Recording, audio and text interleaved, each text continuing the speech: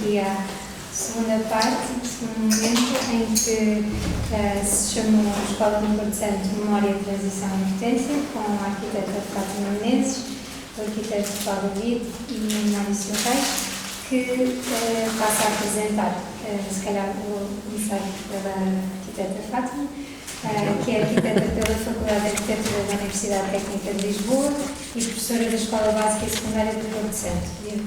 Desempenhou diversos cargos para o município do Porto Santo, tendo sido presidente da Câmara Municipal entre 2011 e 2013.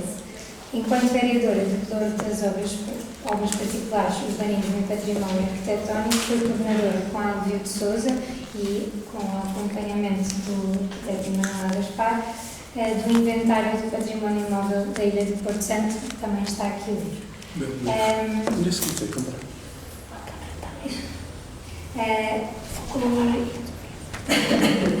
O arquiteto Paulo Vida é arquiteto pela Faculdade de Arquitetura da Universidade Técnica de Lisboa. Pelo percurso do seu ateliê, recebeu a sua maior distinção com a medalha Alvarado e o Prémio Laika, pela vitalidade da sua obra pública no contexto insular, nacional e internacional. É professor convidado na Escola de Arquitetura de Milão e no Instituto Superior Técnico de Lisboa. Como complemento da sua atividade, é interventor, criando um laboratório de arquitetura Ateliê Funchal, centrado em temas emergentes da cidade. Fundou e coordenou um ateliê urbano denominado Gabinete da Cidade, como consequência aos grandes incêndios ocorridos no Funchal em 2016.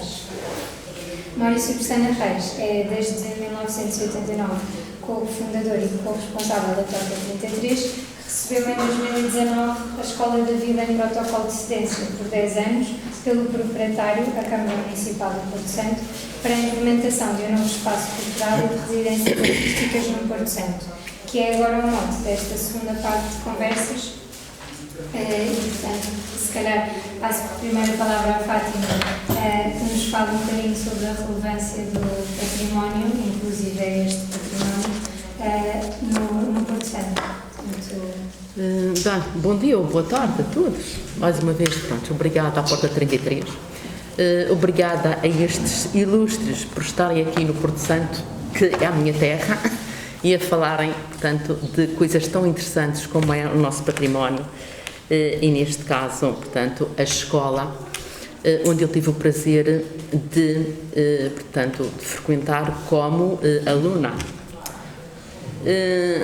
Portanto, pedia-me para falar da importância do património arquitetónico, não é, do Porto Santo. A nível geral, não só do arquiteto João Ramalho, claro. Eu acho que, portanto, perante os presentes, acho que nem é preciso falar da importância que o património arquitetónico poderá ter na nossa história, no desenvolvimento da nossa região, portanto, do ensinamento que esse património pode, portanto, transportar para os nossos dias, para os jovens e menos jovens que se interessam por neste caso, estes edifícios e não só. E dizer que sempre reconheci a importância que o património poderia ter até no desenvolvimento da ilha, até que me lancei a fazer aquele registro, que eu depois comecei ali a arranhar aquilo sozinho e tal. Foi quando descobri ali o nosso amigo Emanuel e o Elvio, que, portanto, então arrancaram comigo e foram imprescindíveis para a conclusão daquele livro. Falando propriamente daquele livro, que tal como o nome indica, é um registro. Gostaria de ter ido mais além. É este o livro? É esse o livro. Gostaria de ter ido mais além, mas pronto, mas fica um registro. Ali já propusemos algumas obras para classificação e, portanto, esta era a primeira parte de um projeto que eu tinha em mente, mas infelizmente não consegui concretizar. E já agora, até não sei se isto poderá ser interpretado como um desafio, e eu não sei se cheguei a transmitir ao arquiteto Vítor Mestre que nessa altura a minha ideia também enquanto autarca e ainda enquanto vereadora era nós fazermos uma recuperação de alguns imóveis do Porto Santo. Porque assim, eu nunca meti em recuperação, eu tinha medo, pavor de me meter em recuperações. Eu queria recuperar moinhos fontenários, para já eu não dominava a parte financeira e sabe-se como é que é, depois há sempre outras coisas, numa carma pequena que tem pouca disponibilidade financeira, há sempre outras prioridades. Depois, nós já não temos em Porto Santo pessoal, mestres, outras pessoas, praticamente elas já não existem, pessoas que saibam pegar no moinho e trabalhar a pedra, que é simples, mas não sabem. Eles metem ali tudo, metem a argamassa, metem o botão, metem não sei o que mais, e quando se vê o produto final, quer dizer, uma pessoa aconteceu, está lá, tal como o Emanuel falou ali da adega, portanto, era a mesma coisa. E a minha intenção, eu também já tinha falado com uma empresa de construção civil, que estava cá. A minha intenção era trazer o arquiteto João Ramalho aqui, de vez em quando, e ele ser o professor, o mestre, e acompanhar, nós selecionarmos uns quantos imóveis, e ele ser esse professor, esse acompanhante. Essa empresa tinha aceite também, portanto, participar, arranjarmos ali umas pessoas, pronto, que também temos de ter, operários, mestres. Portanto, e foi um sonho que eu não consegui concretizar, mas que, portanto, a bem, se calhar, do património do Porto Santo, eu, portanto, partilho convosco, e não sei se algum dia isto teria a possibilidade de avançar. Eu penso que o Porto Santo ficaria a ganhar. A história do Porto Santo, o património do Porto Santo só teria a ganhar com isto. Portanto, não sei, portanto, a nível de património, penso que é isto. Não sei se passo já para a minha experiência, as minhas memórias, enquanto... Isso que me está a contar é muito interessante, saber que chegou a falar com um arquiteto para vir cá, a possibilidade de vir cá acompanhar esse processo, porque de facto é um desafio. Eu não sei se confirma, eu acho que ainda cheguei a partilhar isso, não foi? Sim. Ainda é um desafio com ele. Sim. Pois, é porque às vezes, pronto, a ideia é tão forte que se torna real. Que se torna real, mas eu acho que sim, partilhar. Eu já estava muito velhinho também nessa altura, apesar ele de certeza aceita. Não era o arquiteto, não, era a sua excelência, o arquiteto Vitor Mestre. Mas ainda chegou a falar na vontade. Sim, na vontade de, sim. Porque ele chegou a vir cá, como exposição, sim. chá. Pois é, isso foi... Aliás, quando a Câmara do Porto Santo nos cede a escola, em Assembleia no dia 13 de junho de 2019, portanto, passa poucos dias de 2 anos feitos, eu e a Cecília fomos à Capela da Graça. E tínhamos já a chave da escola, e nessa noite deixamos as chaves da escola na Capela de São Pedro de São Paulo. Não foram por uma vela, foi só por isso. Deixamos lá a chave e dissemos aos 2 senhores: tratem da escola. A primeira coisa que nos deparou realmente, porque havia a necessidade imediata de intervir na escola, e onde encontrar fontes de financiamento, e havia uma candidatura aberta que era na área do património.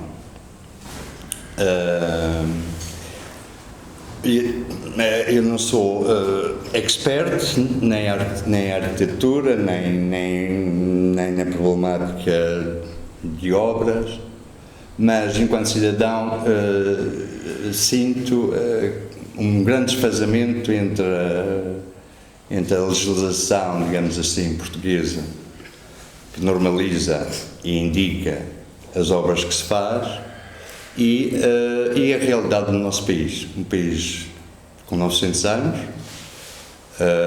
o Porto Santo com 500, mas são idades muito sóbrias e com um grande património que anda à deriva à volta da especulação, dos interesses políticos, partidários, económicos e financeiros, e que distorce toda esta vontade que em Portugal existe, de preservar o nosso território construído.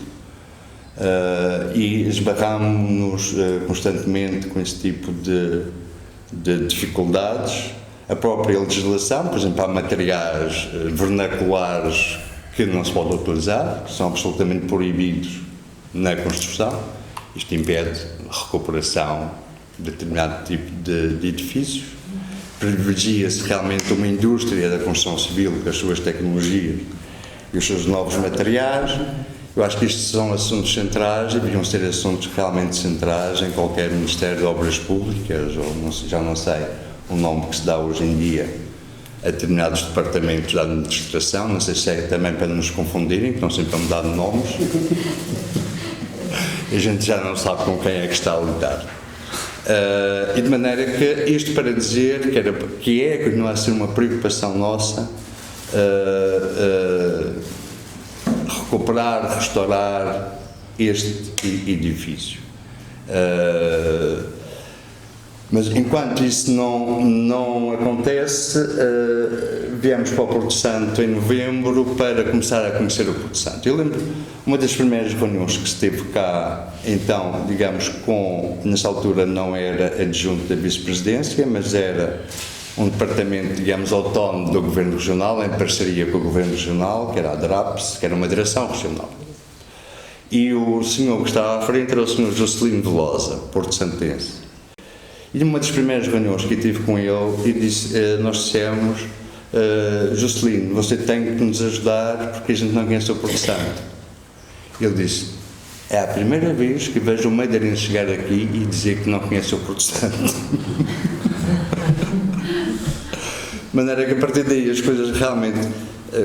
Porque nós tínhamos a percepção que não conhecíamos o Porto Santo. Conhecíamos uma ou outra pessoa, mas não conhecíamos o Porto Santo nas suas dinâmicas, na sua comunidade, de como se relacionam, das suas competências, dos seus interesses. E se a escola quiser manter este espírito, que foi notável, de 50 anos ao serviço de uma comunidade, foi notável pelo esforço, todos os professores aqui o fizeram.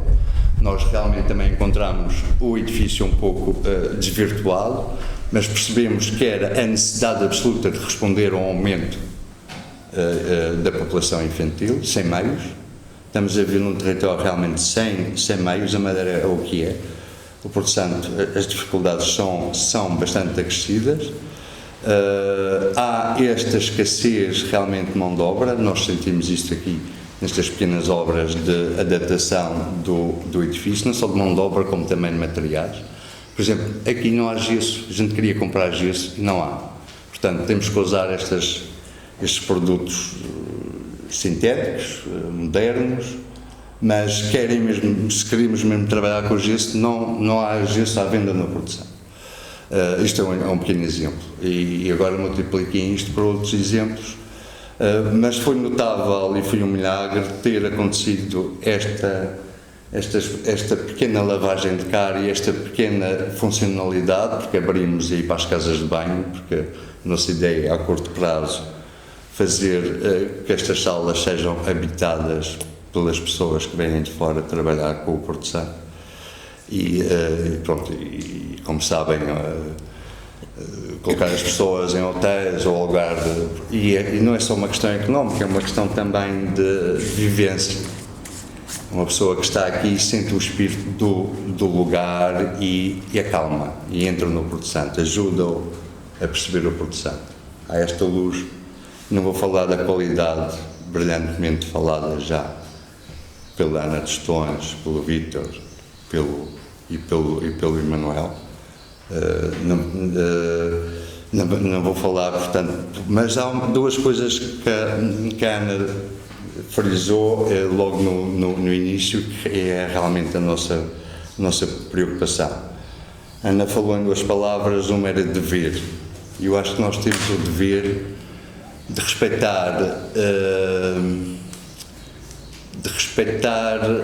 porque a gente chegou a este mundo e este mundo já era habitado e este mundo é-nos legado.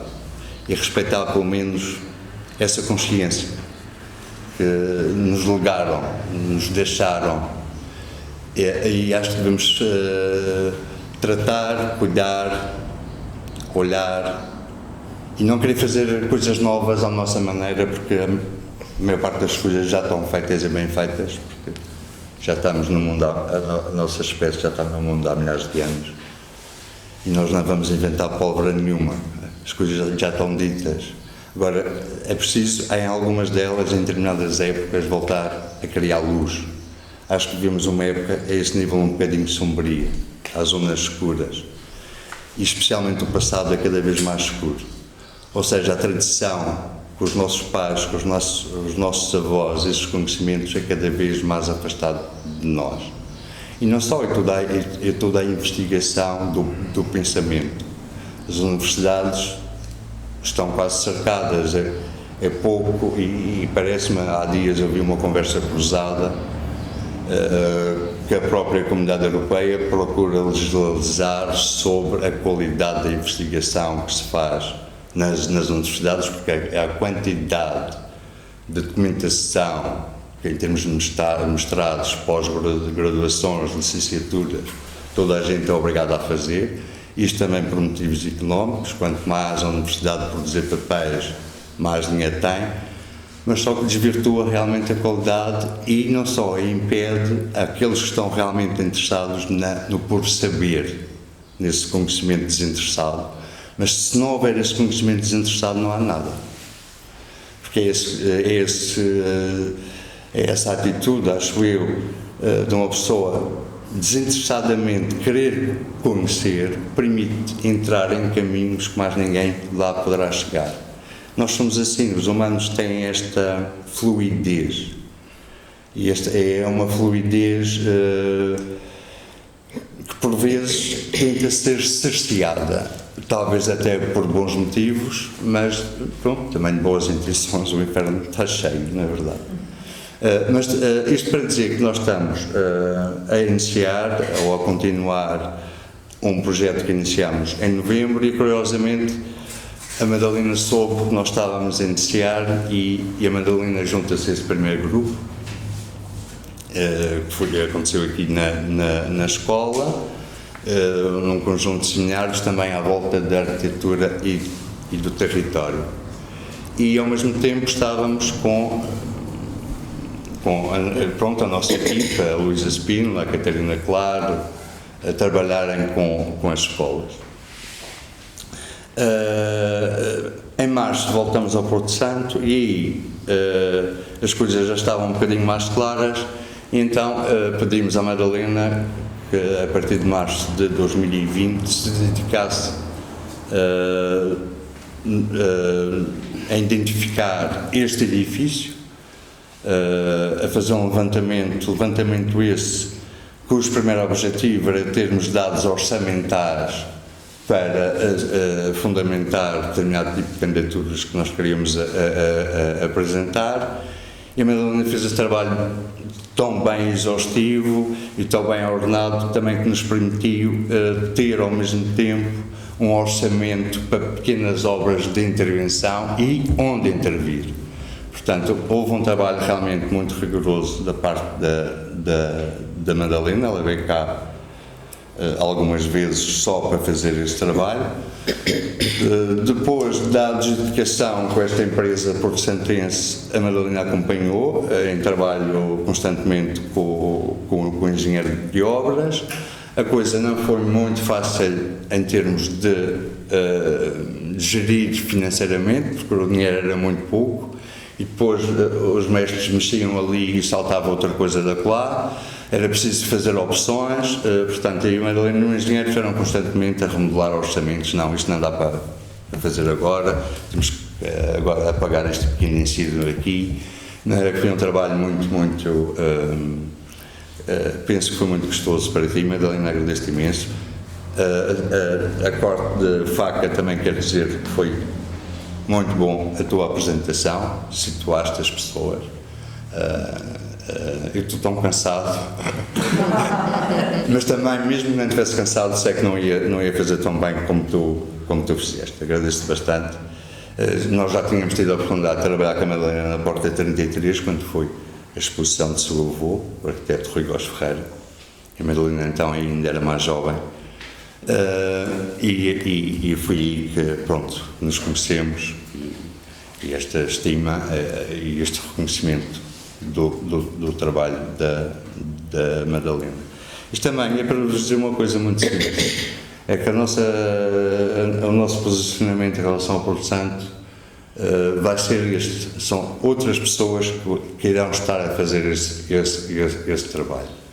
Da mesma maneira que aconteceu agora com o trabalho da Madalena, em que mais tarde o Diogo se junta para dar origem àquela exposição de abertura. É um trabalho também mais ou menos silencioso que está a ser feito já por outras pessoas, entre elas a Inês, que aqui está, e que deve voltar em novembro e provavelmente mais vezes, para sedimentar e dar corpo a toda uma pesquisa e a todo um levantamento. Daí a palavra laboratório, que também a Ana falava, laboratório no sentido de ensaiar e tentar, através da linguagem artística, recolher e testemunhar determinados saberes da população do Porto Santo. Dar corpo dentro de uma linguagem específica, que é a linguagem das artes. A Fátima portanto, teve responsabilidades, apesar de ser um curto mandato, 2 anos, e, portanto, é uma pessoa porto-santense, uma pessoa com experiência autárquica. Acho que as experiências autárquicas realmente permitem-nos mapear, e a gente nota quando se fala com um bom autarca, mapear as necessidades reais de uma população, estudar, investigar, e, portanto, a Fátima é uma das pedras e esperamos continuar a ter a generosa colaboração. E o Paulo David, que é uma pessoa, acho que é um amigo de longa data. O Paulo e a Fátima já há muitos anos que vão à Porta, desde os primeiros dias que a Porta nasceu. Tive a oportunidade de ver um milagre que o Paulo organizou, dirigiu, concebeu, trabalhou, que é o gabinete da cidade, e esta visão multidisciplinar, caleidoscópica que o Paulo tem quando aborda, ou como abordou a cidade do Funchal, esse inventário de como a cidade flui e comunica, porque o Funchal é uma cidade bem mais difícil que o território do Porto Santo, não é? São aqueles vales profundos. Já não vou a São Roque, já não sei há quanto tempo não vou a São Roque, não dá. Mesmo pensar para ir ao arquivo que é lá em cima. Então, eu tenho carro, facilita-me a vida. Agora, se eu mudasse transportes públicos, estava um bocadinho baralhado de como lá chegar, não é? Portanto, o Funchal tem este tipo de problemas acrescidos. O Paulo, nós ainda não falámos sobre o Porto Santo, mas o Paulo tinha que estar aqui neste dia para iniciarmos uma conversa que espero que seja frutífera para o Porto Santo, no sentido de desenvolver os teus notáveis conhecimentos sobre esta problemática, de como a arquitetura pode manter uma comunidade viva e pode respeitar essa comunidade, essa memória dessa comunidade e potenciar um futuro para essa comunidade.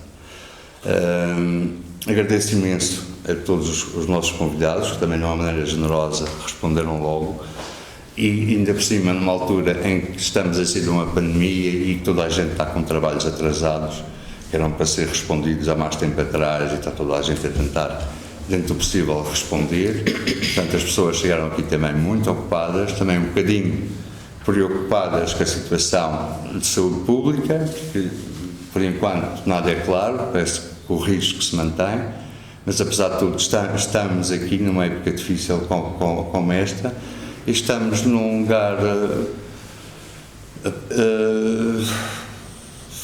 fabuloso, esta escola, não sei que palavras possa possa mais acrescentar.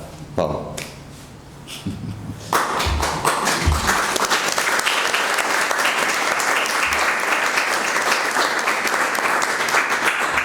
Fátima tem bastante.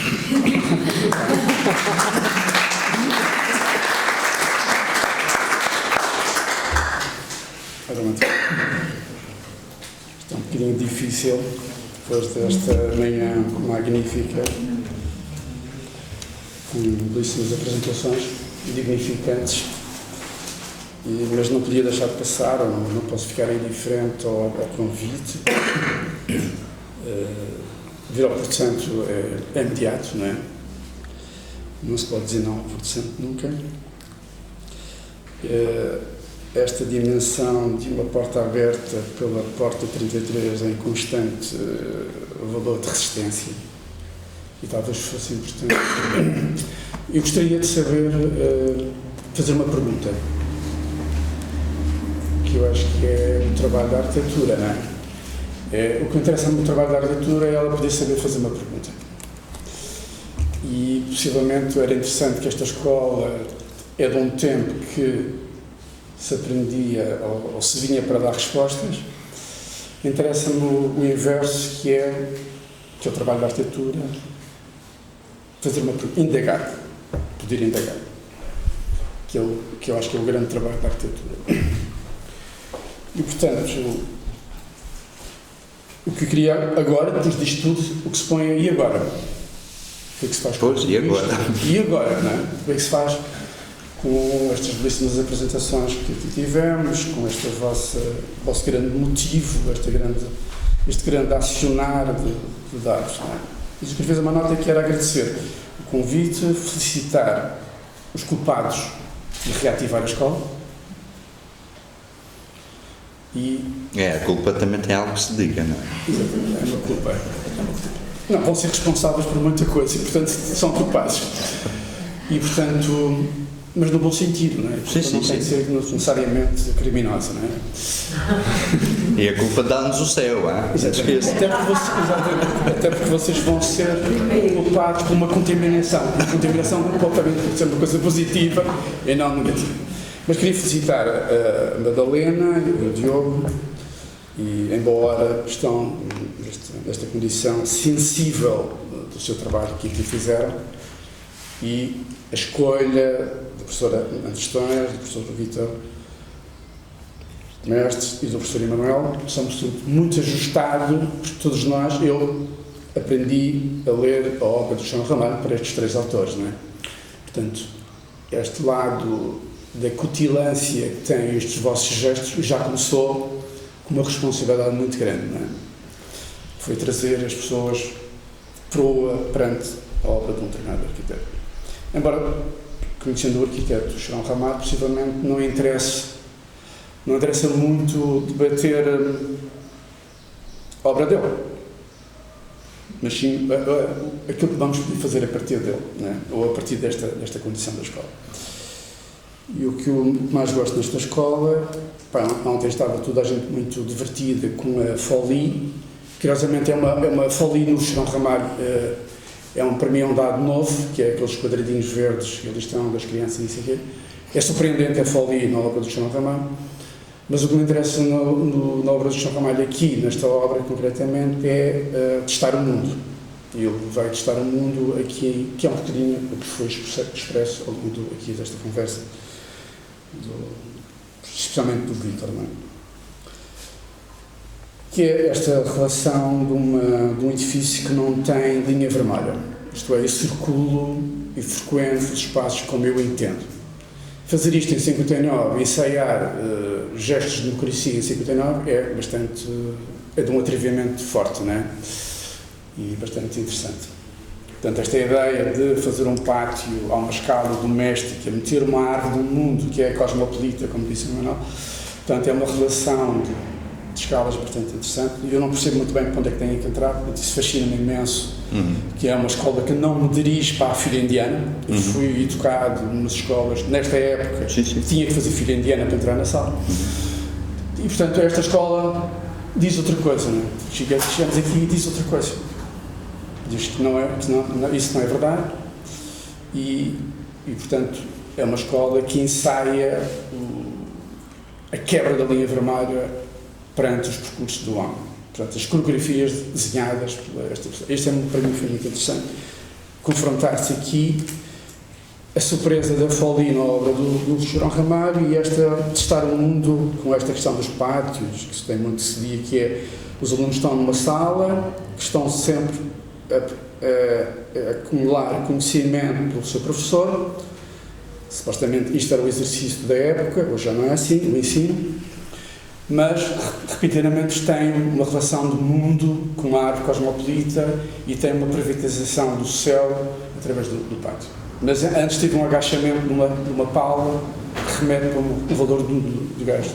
Uma relação doméstica que nos permite não se assustar com a dimensão do mundo. É muito interessante esta relação da paula, do pátio. Quase que vamos a uma formação monástica, que aqui não se falou, o João Ramalho também se calhar traz, com esta questão dos pátios, que é, eu vou ao mundo quando vou ao pátio. Estou na minha célula de aprendizagem, de recolhimento, mas só vou ao mundo quando estou no pátio. E isto é muito interessante, pois o mundo é aberto, curiosamente é aberto a recolhida. Isso é extremamente interessante em 59, portanto, poder ensaiar e testar o mundo, uma ilha completamente periférica, ultraperiférica, parece sobre a questão da ultraperiferia. Mas houve aqui 3 temas que me interessou. Pela professora, pela Ana, trouxe a ideia do laboratório, que me interessa imenso aqui. Era importante fazermos uma síntese, ou serzir tudo aqui que se podia dizer. O Emanuel trouxe o valor da utopia. Será que a Madeira não foi, no continente português, como o primeiro gesto da utopia? Pelas razões que ele afirmou, do afastamento de um poder, da centralidade do poder. E nós ouvimos os nossos políticos tantos falar da centralidade do poder, e curiosamente em 59 ensaiava-se, pela ausência da centralidade do poder, ensaiava-se a utopia. Curiosamente, estou-me a lembrar de uma conversa que tivemos com a Ana Tostões, no técnico, com um trabalho magnífico que foi feito na Almada. Portanto, o Gabinete das Cidades já é uma coisa mais antiga, já há trabalhos, já há pessoas a fazerem trabalhos extraordinários sobre o pensamento do território e sobre a questão da cidade. Estou a falar das 5 ecologias para o nosso colega Luís Santiago Batista, que expôs numa aula da professora, da Ana Tostões, a questão da muito admirado que a Almada seria o lugar da utopia. E nós reagi rapidamente, não sei se a Madeira... Reagimos, não sei se a Madeira não será realmente o lugar da eleição da utopia. Isto é uma coisa que ainda falta realmente estudar e a ideia do laboratório poderá ser um tema, a utopia deveria ser uma ideia da utopia. Gostei muito desta ideia do Emanuel, pensar como utopia. E um dos pontos que também me fascinou muito foi no final da apresentação do Vítor Mestre, parece-me bastante inteligente. No fim de tudo, apresenta as fotografias, o olhar do João Ramalho sobre os lugares ainda não sem intervenção. E no fundo, o que é que isto quer dizer? A fotografia como um olhar de registro de uma visibilidade que é obrigatória a fazer-se. Esta escola que agora quer ser multidisciplinar e quer fazer perguntas ao lugar, que a arquitetura faz perguntas ao lugar, essencialmente. Faz muitas perguntas ao lugar. E a fotografia é um mecanismo de fazer perguntas. E como é que a arquitetura pode se encaixar, como é que este laboratório aqui se pode encaixar também. Eu achei muito inteligente acabar com as fotografias do repertório, do olhar do arquiteto através da fotografia, do recurso da fotografia. É um tema que nós fazemos muito. O Gabinete da Cidade fez 10 mil fotografias após o incêndio pelo Duarte Belo. Duarte Belo é o fotógrafo da paisagem que nós conhecemos no nosso país de uma forma exímia, extraordinária. Depois a pessoa que mais acumula documento no nosso país. E, portanto, estão aqui lançados, se tivermos que fazer uma síntese, estão aqui lançados nesta escola que tentou testar o mundo em 59, reenquadrar. O que eu gostava daqui poder dizer é que não consigo, quando falo do portanto, não consigo deixar de falar de Bruno Ducano. E o Bruno, quando faz, não um laboratório, não tem a escola do João Ramalho, mas faz uma canção da terra. E possivelmente esta escola poderá, esta vossa culpa será novamente ter a canção da terra, mais do que qualquer museu da paisagem, mas sim voltar a pronunciar a canção da terra. E que canção da terra é esta que temos agora que mapear, que é outro tema que tu colocaste que me parece bastante interessante, que é esta condição de registro, a importância de fazer mapas, a ideia de fazermos o atlas deste lugar do território, que eu acho que não está feito no Porto, honestamente. Como não estava no Funchal, e o que se aprende, ontem fiz anos o nosso grande arquiteto, o César, que tem no Imaginário da Evidência, tem um tema que é repetir não quer repetir, que é uma coisa muito bonita, que é isso, que é esta ideia de, ao pensarmos que estamos a repetir, não estamos necessariamente a repetir.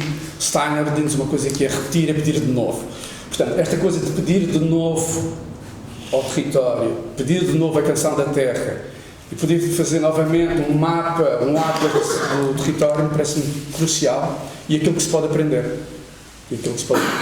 Vou dar um exemplo muito simples, que foi a questão das quintas madeirenses, que todos nós falamos, somos todos muito sensíveis, das quintas da Madeira, etc. E há muitos estudos e muito bons documentos, provas de doutoramento muito boas sobre isso, mas é sempre numa lógica de uma visão, digamos, estilística das casas ou das suas valores de permanência dos utilizadores, mas nunca na importância, no significado do território que estas construções tiveram e puderam ensaiar sobre o próprio Funchal. E um dos documentos que nós fizemos no Gabinete da Cidade foi exatamente registar a importância de como é que elas estavam organizadas no território, saber como é que elas emagreceram ao longo dos tempos, de forma desentendida em alguns casos, todos nós já sabemos isso, mas isso é uma condição que vivemos ou temos que viver com ela. E o que fomos percebendo é que o que mais gostei de perceber foi o Funchal, quando cresce para os seus limites, cresce em vertical. Ao contrário de Lisboa, ao contrário de outras cidades portuguesas. Portanto, percorre, os seus limites são sempre a planície e a Madeira percorre, sobe em vertical. E só este simples gesto da verticalidade ensaiou a perspectiva. Portanto, o Funchal, ao desenharmos um mapa, percebemos que a perspectiva era de uma importância muito forte. Curiosamente, através da fotografia, tinha aprendido com o António Aragão que a perspectiva é, possivelmente, um valor maior do património. Se nós recorrermos a uma legislação, como estás a dizer, a perspectiva não entra no conhecimento do património. Portanto, e interessou-me logo perceber que a perspectiva, ela própria também desenha, também constrói, também faz arquitetura. E nós todos conhecemos os nossos mirantes. E todos nós conhecemos estruturas abalançadas nas quintas antigas que convocam o mirar. E foi exatamente esta relação entre a periferia, o limite, o conjunto arbóreo, que também acusa uma cidade de Porto, e portanto nós também temos sempre que falamos muito nas árvores, da importância dos falar da Madeira, a importância da construção arbórea, de uma importância vital, foi talvez os primeiros sinais de cosmopolitismo, e nós quando estamos a falar de estruturas arbóreas estamos sempre a falar de endemismo, curiosamente, mas interessa-me falar do cosmopolitismo quando se fala da construção arbórea, porque trouxe-nos questões no mundo. E o João Ramalho faz esse ensaio aqui. Mete uma árvore cosmopolita para dizer que combate a ir ao mundo. Isso é muito bonito, Paulo. É muito bonito isso. Portanto, e faz esta relação.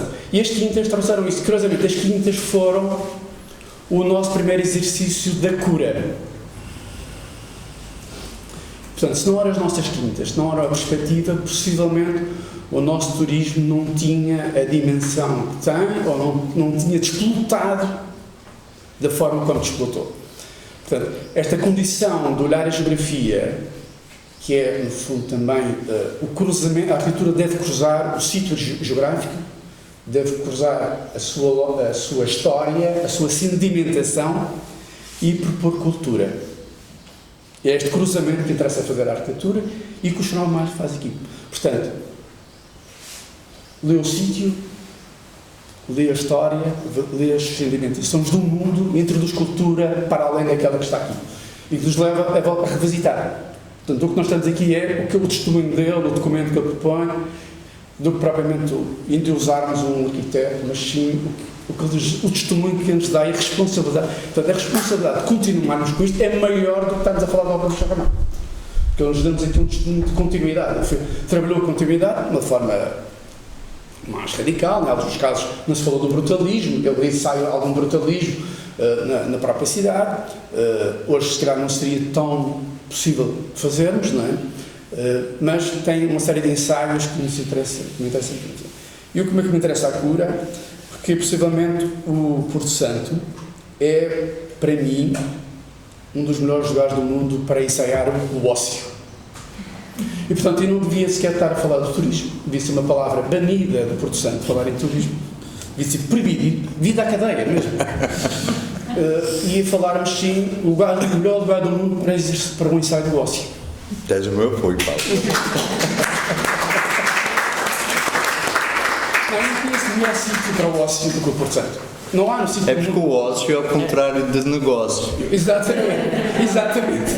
E o negócio, por vezes, leva-nos para estas patifarias que estão à vista de toda a gente. Exatamente. E o ócio impede-nos, porque é exatamente o contrário. Exatamente. O ócio é de uma importância vital. E, curiosamente, o Funchal tem esta questão da cura. E eu agora vou passar uma nota biográfica, se me permitirem. Eu não sou do Porto Santo. Aliás, eu não nasci no Porto Santo, mas sou do Porto Santo. Porque o Porto Santo é que me permitiu estar aqui.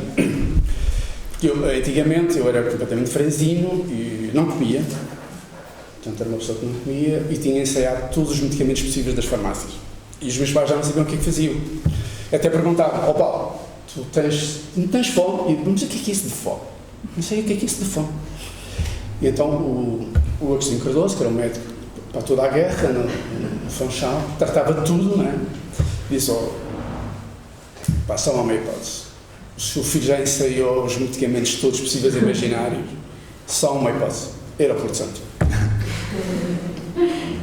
E portanto eu acabo aqui, portanto salvo-me. E portanto venho aqui já em consequência há 50 anos, possivelmente, carregar as baterias. Portanto é o melhor do mundo para o ócio e contra o negócio. Isso é uma realidade que nós temos presente.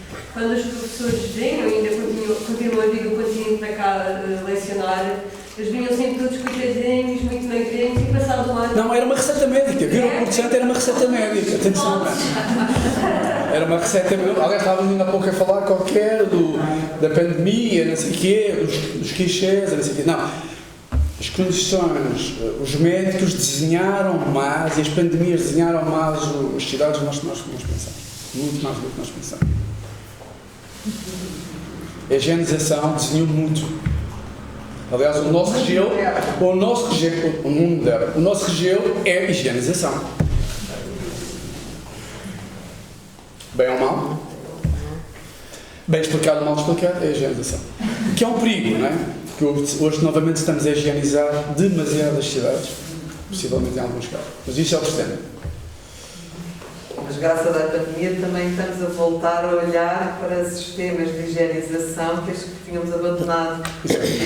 Não é? Está-se outra vez a ler com muita atenção o livro da Florence Nightingale, da enfermeira, que escreveu sobre a Guerra da Crimeia em 1800, a falar da ventilação permanente, que é o que temos aqui, contra os ares forçados, exatamente, contra todos os problemas de contaminação dos sistemas mecânicos. Não, as pandemias de desenho. Eu estava outro dia a dizer que se nós formos aos nossos jardins públicos, a distância dos bancos foram decididos pelas pandemias, aquele tema de distância. O Jardim da Estrela. O Jardim da Estrela, o nosso Jardim Municipal, de Funchal, os bancos estão desenhados pela pandemia. Portanto, as pandemias desenham imenso, não tenham problemas que nós vamos atravessar esta e vamos desenhar coisas para esta pandemia. Espero que desenhem umas máscaras mais simpáticas. Portanto, eu fixava aqui nos temas que é o laboratório, interessa-me imenso a ideia do laboratório. Eu diria mesmo que isto ia se chamar a nova estação para a próxima estação da Terra, né? Esta escola. Interessa-me esta estação do território, como é que nós vamos resistar, mapear, serzir, fazer a rasura deste lugar. E vamos descobrir coisas magníficas no Porto, como eu descobri nas Quintas Madeirenses, percebi, por exemplo, o Funchal é a cidade dos 7 caminhos de água. Se eu não tivesse feito um atlas, se eu não tivesse feito um mapa, não sabia que o Funchal é a cidade dos 7 caminhos de água, e se não fosse os 7 caminhos de água, não tínhamos as quintas. Isso é que me interessa, muito mais do que perceber que estira a janela, ou de quem viveu nessa quinta, mas sim foi a água que desenhou as quintas da Madeira, curiosamente. Portanto, e isso só se aprende quando se faz um mapa. Isso só se aprende quando se faz um atlas. Né? Aliás, o meu tentativa de ensino nas universidades é mapas, é até exaustão. E o que se aprende com os alunos, e o que esta escola pode ser a próxima Summer School, a inscrição de uma Summer School no Porto Santo será, eu acho que seria quase obrigatório, é um desafio que eu coloco, para além de entrar o alcatrão no pátio. Era uma ideia, mas está bem entregue, a Madalena e o Diogo vão roer o alcatrão. Tem esta missão de roerem o alcatrão e voltar a pôr a terra batida, que é de uma beleza magnífica. Portanto, repor, refundar. Portanto, aqui o trabalho da Porta, o que eu mais gosto do trabalho da Porta é a inscrição da palavra resistência. E tem um prefixo reafirmar, reestudar, reequacionar. Portanto, vem da palavra resistência e o trabalho da Porta é literalmente resistência. E, portanto, não podiam estar aqui valores mais importantes e vai dar muito trabalho aos culpados, mas também... Muito ócio. Muito ócio. Mas também vai dar muito ócio. Estamos cá para fazer o ócio. E parabéns. Parabéns a todos. Parabéns a todos.